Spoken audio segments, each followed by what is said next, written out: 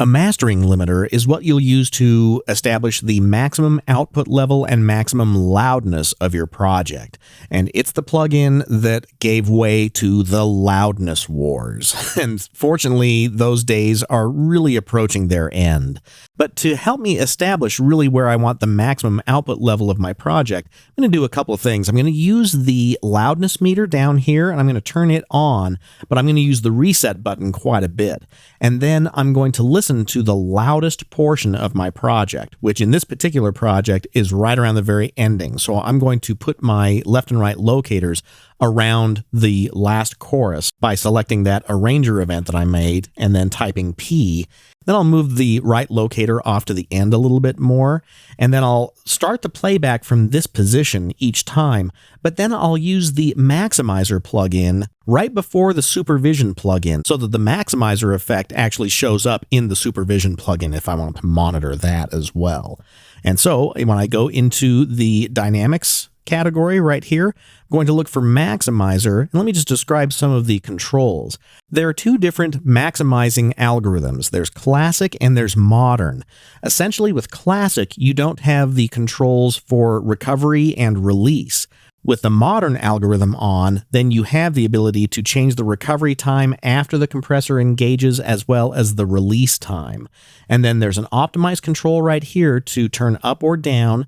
You'll almost always need to use the maximizer in its 100% mix position, and then the output level we will change depending on a couple of things. The soft clip is also nice because it adds a little bit more of an analog feel for the limiting. It's not quite as striking as a full digital sounding limiter. So I'll typically leave the soft clip on.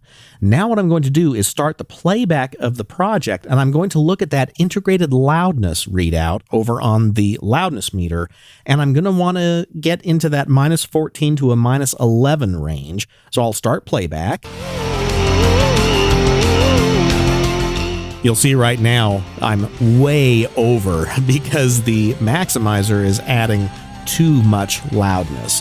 And to take care of that, I'm going to turn down the optimize control a bit because I really don't want to add a lot of loudness because this project is pretty loud to begin with. So I'm going to try it on 5, but now I will hit the reset button and it will give me a new readout.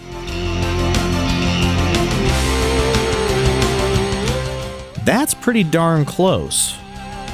I still think it's a little bit much. I'm going to turn the optimizer down a little bit more because I don't want it to be entirely crushed out. Then I'll start playback again from that same position at the start of this part of the song.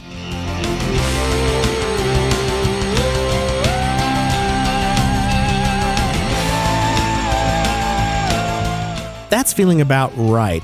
Maybe I should talk a little bit more about the difference between classic and modern. Essentially, if you're doing modern music, I would recommend the modern mode of the maximizer plugin because it's designed to work better for loud music. And if you really wanted to craft a different recovery time and a different release time, you can do that, although the factory settings work quite well most of the time. Then I'll stop the playback and I will listen to the mastering before and after. And to do that, I'm going to go back into my stereo output channel. And then since all of the mastering processors that I'm using are being used as inserts, all I need to do is turn the inserts on and off. So I'll start some playback and let's take a listen to the before and after.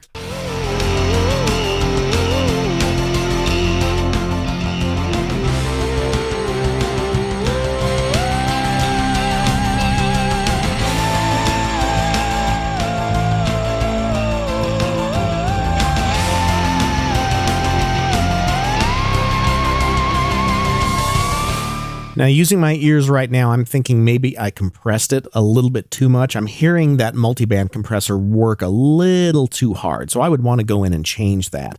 But once I have all of the mastering processors doing what they should be doing to the point where I think it sounds really good for mastering and can compete with other commercial recordings that are out there on all the different devices and services that people listen to music on, then the best thing to do is have those on and do a listen listen through of the entire project. So I'm going to type Controller Command A to select all of the events in the project, and then type P to place my locators around it.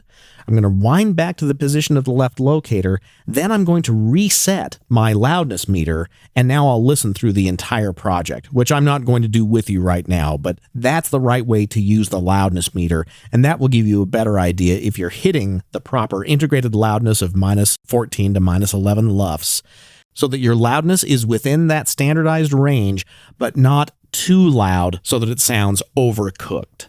And next I'll show you how to export your projects.